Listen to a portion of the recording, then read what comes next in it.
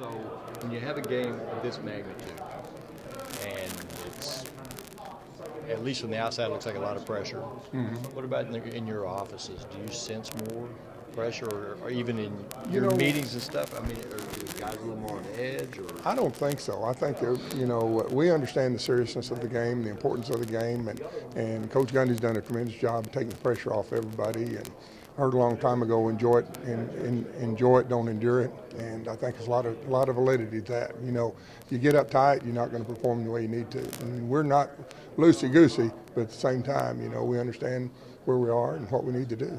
Thank you. Coach Young, what can you say about Jimmy Blackman? I can't say enough good things about him. A tremendous young man, has just been a joy to coach in the time that I've been here. A great performer. I don't know if anybody that's played better this year than Jamie. And I know he's leading the team in tackles. Just what's it say about his work ethic, especially in practice, to I guess take that and use it in the games? Well, he's a student of the game. He had during our off week this past week, he had the entire D line in there showing them film, and at times when we couldn't meet with him because of the time limitation, he was meeting with them. So you got to admire that in him. Great leader on and off the field. And next question I had, I know along with all he does on the football field, he was also at the women's basketball game and helping move the chairs and stuff. Just what's that say about his character and dedication to Oklahoma State? I didn't know about that, but it makes me proud to think he did that. It was a great gesture. And one last question for you, just in terms of stopping Blake Bell, just how are you guys going to kind of game plan?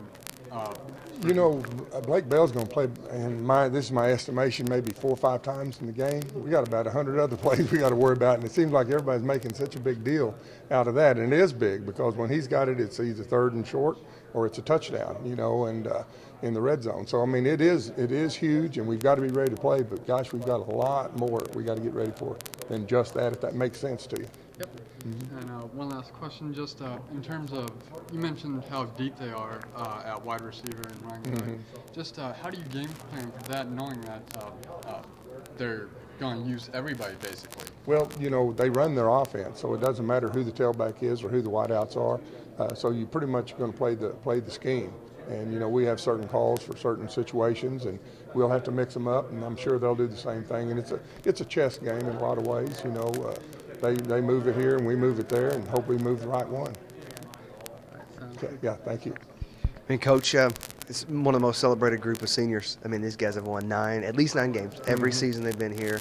What's it like to coach a group of seniors like that really are setting and changing the trend of Oklahoma State football? Well, I wish we had more of them. We only have 4 of them on defense, and we'd like to have a whole lot more seniors playing. But boy, they've done a tremendous job, and they've been just a joy to coach. Yeah, and just, you were talking about Jamie. How have they set the bar for the rest of you guys on defense? No, there's no question. He has been a great role model for a lot of people. And our younger players, particularly in the defensive line, really look up to him and respect him immensely. And is there something special that you as a coach bring to a game when you're going to send those 4 guys out? I mean, you've bled alongside them. You've spent this time alongside them. It's not just for 1 year, and you've seen them succeed. Do you as a coach get a little more emotional or a little more fired up? Well, I think before the game starts, I think that's a reality. Once the game starts, I think everybody kind of loses all that and focuses on just stopping the next play. And offensively, OU is going to throw a lot of different looks at you. You know that. They're going to, from everybody's talking about the Bell package to just the way they move their receivers around. How are you guys ready, or are there other games that have helped you prepare? Are these guys ready to go from past games? Well, we're going to find out Saturday night if we're ready to go. Right. But we've worked extremely hard. We've tried to take into consideration all the plays that they've run, the adjustments, and the tempo that we're going to see, and having playing them this deep into our schedule, we've almost seen everything. So it's just how we react, and if we chase the ball and great effort and all that, that's what's going to take place.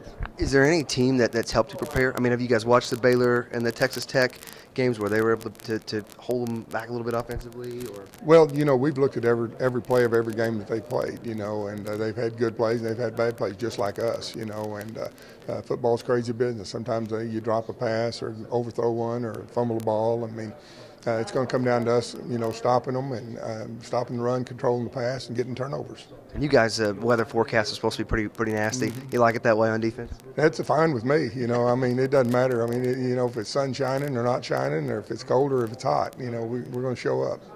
Thank you, sir. We're blue collar.